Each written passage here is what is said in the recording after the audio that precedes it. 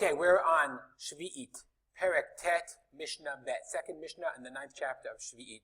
The Mishnah turns its attention to what's called biur Shemitah. In order to understand this Mishnah, we have to look back at the Psukim. Okay, the Psukim, as we've seen many, many times, said, okay, okay, it should be, Shna Shabbaton tia la'aretz, v'haita Shabbat ha'aretz lachem le'ochlak, it should be for you to eat.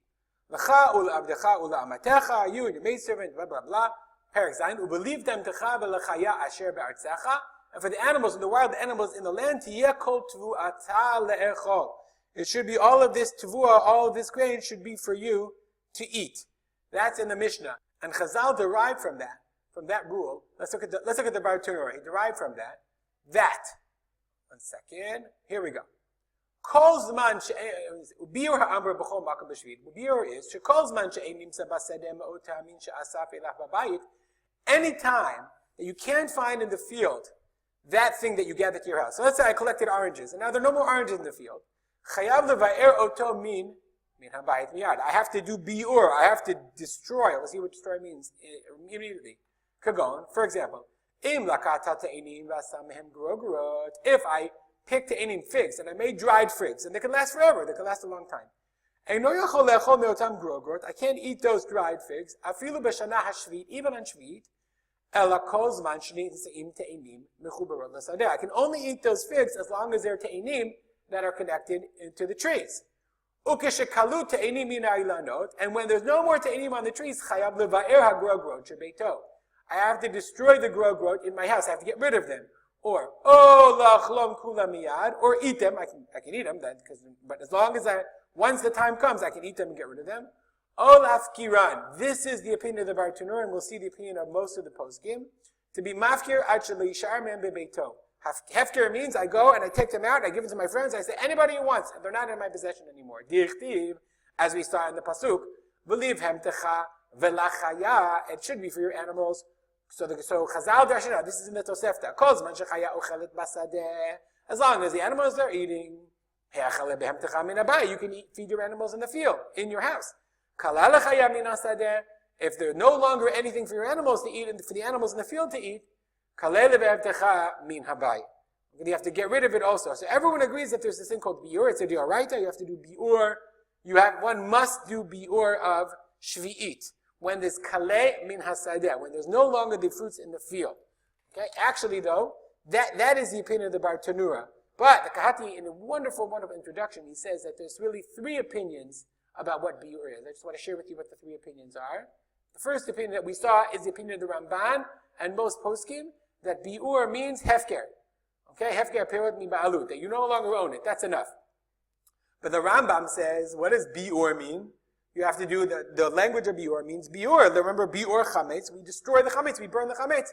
Ibud me'alam, you have to destroy it.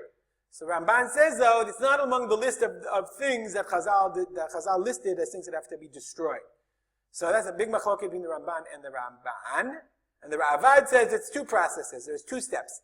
When kalu perot mi'ir, when it's no longer available around your city, then you have to do hefker. But kalu perot mi'hasadeh, then when it's no longer available anywhere in the fields, then you have to really do biur. So the Ramban the Ravad sort of combines the Ramban first and then the Rambam. Most poskim, the majority of poskim, and there's also a Tosefta that also seems to indicate that we pascha like the Ramban. And therefore, nowadays, the practice today is like the Ramban. Hefker, perot, ba'alut, you have to be mafkir. I'll just share with you, this is an email sent by our Rav Hillel Mitzbach of our shul. Right before Pesach, this last year it was a Shemitah year. Okay, it was the 8th year, it was the Zman biur. So he sent out mitzvat biur perot Sheviit, and then he said, Anu noktin kidata Ramban, and then we held like the Ramban, Shibiur mashma'uto hefkera.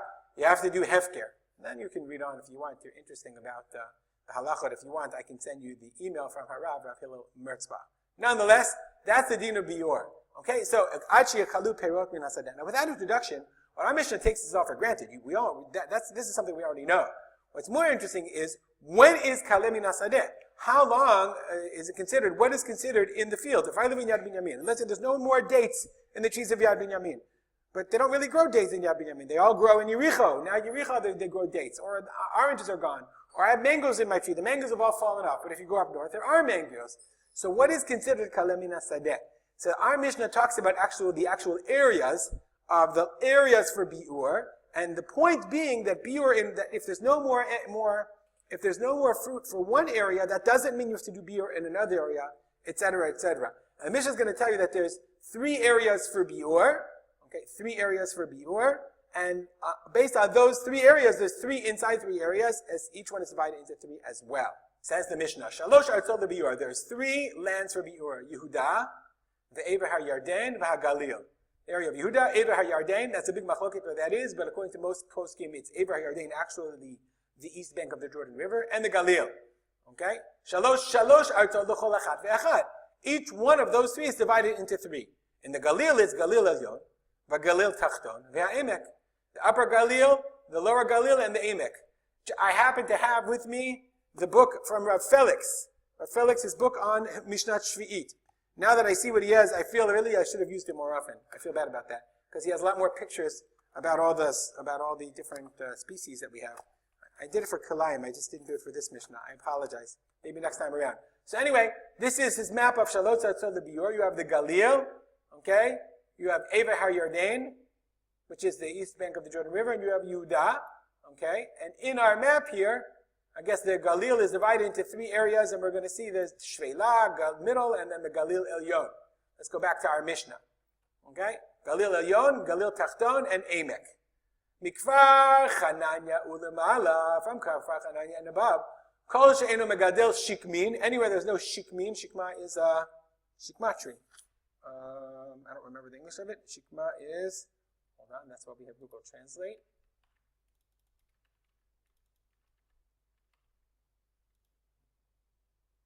You'll bear with me. Sycamore tree. Shikma, there you go. Anywhere there's no sycamore trees going, that's Galil Elyon. Okay, from Kfar Chananya Ulamad. Let's go back to our map.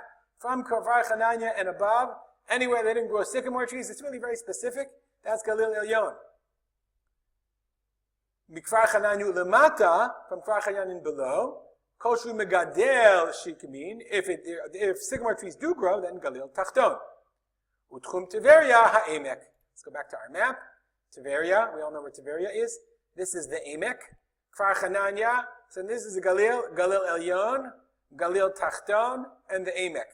The Emek makes sense because as anyone ever been to Tiveria, you know this is very mountainous areas. You drive from Tiveria, you're driving up, and then you go down the hill towards the Shveila, towards the lower areas. Okay? The Mishnah continues. Ubi Yehuda, in Yehuda, Hahar, Vashveila, Veha-Emek. Let's go back to our map. Where is Yehuda? The area of Yehuda is, of course, here. Okay? Yehuda, you have the Shveila Tadarom, which is right near, we're going to see Lud. Yad Binyamin is literally right here, to the west of Yerushalayim. Yad Binyamin is right in the Shveila. And then there's I don't know what Emek he's referring, what the Emek the Mishnah is referring to. Okay? Ushveilat Lud, Kishveilat Tadarom. This makes a lot of sense. Lud is like the Shveilat Tadarom. In Yad Binyamin, it is a Shveila. It's very flat lands. Lud is not so much north of us. Okay? The Hahar Shalak Yehar Melech. I don't know exactly what mountain the Mishnah is referring to. Okay? The Har Shalak, the Har of Shveilat Lud. Is there a mountain near Lud? I'm not sure. Mi Beit Charon v'ad Hayam, Medina Achat. And from Beit Charon to the Yam is one Medina. From Beit Charon all the way to the Yam, that's all considered Shveila. So you have Ever ha-Yarden, you have Yehuda, okay, and you also have the Galil. And all of these areas are divided into 3 sub-areas. The point of all of this being, the Bartanura explains, the point of all this being, one second,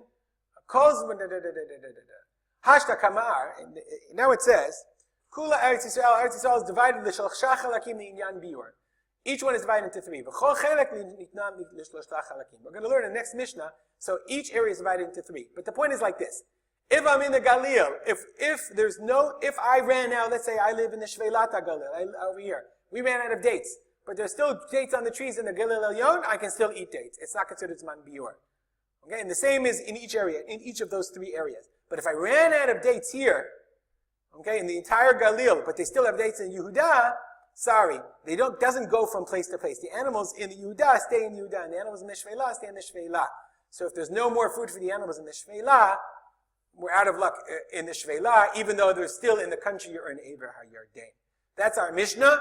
In the next Mishnah, we're going to discover what in the world does it mean, why it's divided into 3 by 3. What's the difference? Why did the Mishnah divide each one into 3 as well? We'll stop here. If you have any comments or questions, it's a long Mishnah. Please contact me at arspoter@gmail.com. We'll dedicate our learning to the memory of my father, Rav Simcha ben Yitzchak Kalman. Have a great day.